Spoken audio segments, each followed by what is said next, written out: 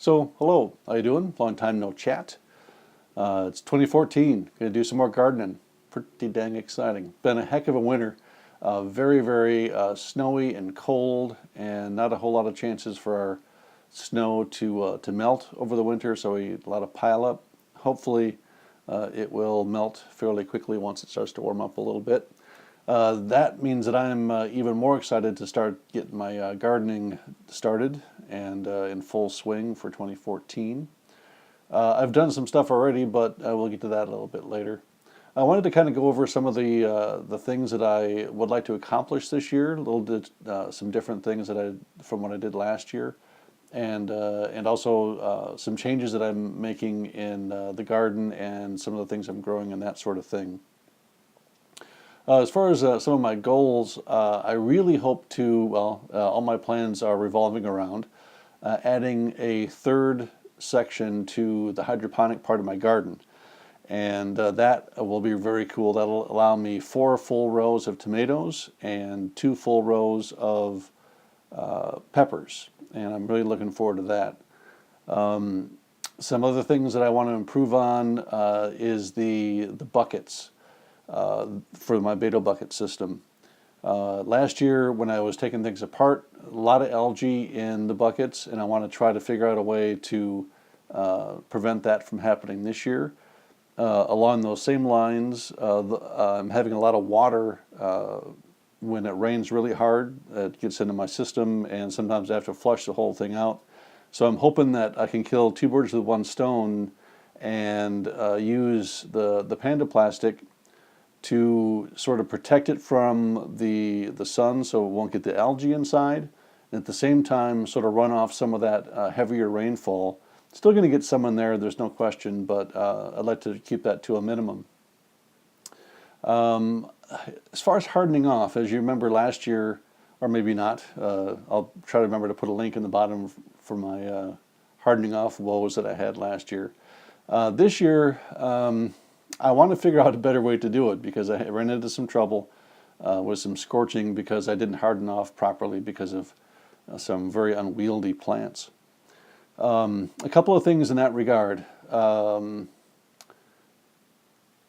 Last year on the video that I made about the problems that I had, somebody had mentioned that I can minimize the problems with hardening off by reducing the amount of water I give the plants, which will make them a bit hardier. Also, I started some plants a couple of months ago that I'm going to use for cloning. I'll talk about that in a bit. But these guys, compared to last year, they are short and stout. The last year's were tall and spindly. I think it has to do with the position of the lights that I did this time around. I'm hoping it doesn't have to do with the fact that these are in soil, and last year all of my starts were in rock wool. So I'm hoping that if they are that short and stout this year, and I'm going to try my best to make that happen, I won't have so much trouble getting them out of the tent to harden them off. Also this year, I need to cut down some trees. I really hate to do it because I love all the trees on the property here, but they're preventing some of the morning sunshine from getting into the garden. And probably 2 hours worth or so in the morning, depending on the time of year. So I want to get those out. These guys that you see along the horizon here, not the horizon, but the immediate tree line here, I want to get those out as few as possible, but as many as I need to make it a bit more sunny in the morning. Some of the changes I'm doing this year, last year almost all of my buckets were filled with perlite, and the small regular perlite. Very cost efficient, but I don't want to have to buy a whole lot more this year. I just happen to have a bunch of other mediums laying around that I'd like to try. Maybe they'll work a little bit better. Maybe they'll work worse. I don't know, but I'm going to give them a shot. I've got some lava rock that I've had sitting around for a couple of years that I'd like to give a shot. Throw that out there, see what happens. Some of the chunky perlite. I used a lot of that in the propagation last year. But this time I want to use it for the flowering and fruiting stage as well. Some hydroton that I have as well, and just a lot of it will still be just the regular size perlite as well. This year I started some clones a couple of months ago. that I'm hoping they'll be 3-4 months mature by the time it's time to go out. Well, I didn't start the clones. I started the mothers, and hopefully we'll take some clones off of there a couple weeks out, get those rooted, and get them out with the rest of the seedlings.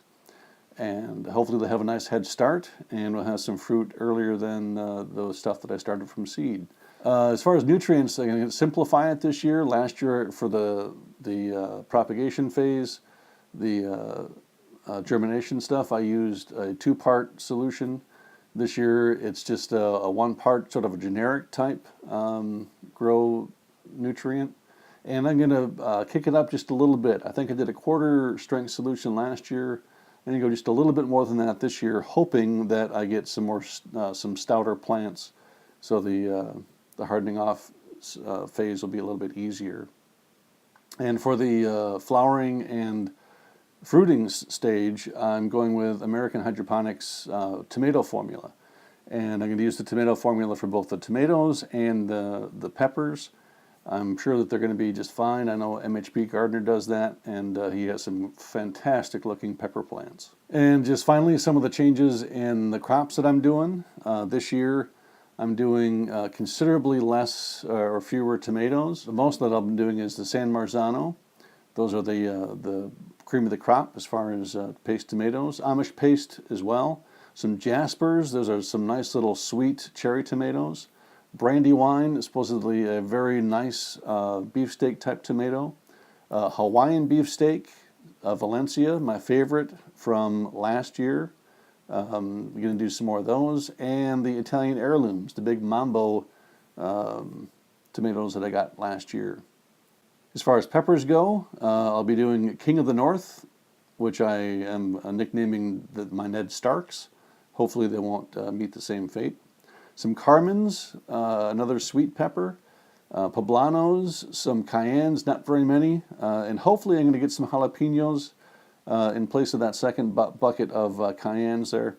I don't have any seeds, but I'm sure somebody can find me some seeds. And just real quick, in the raised beds, a little bit different this year. I'm going to try some corn, some ground cherries, some garlic, a bunch of different kinds of herbs, some beans, onions, and carrots. So that's just a quick overview. It turned out to be not as quick as I had hoped, mind you, but that's kind of an overview of what I'll be doing this year. And hopefully for a lot of it, I'll be doing videos and we can throw them up. Hopefully you can check it out, give me some hints and some pointers along the way. So until I see you next time, see ya.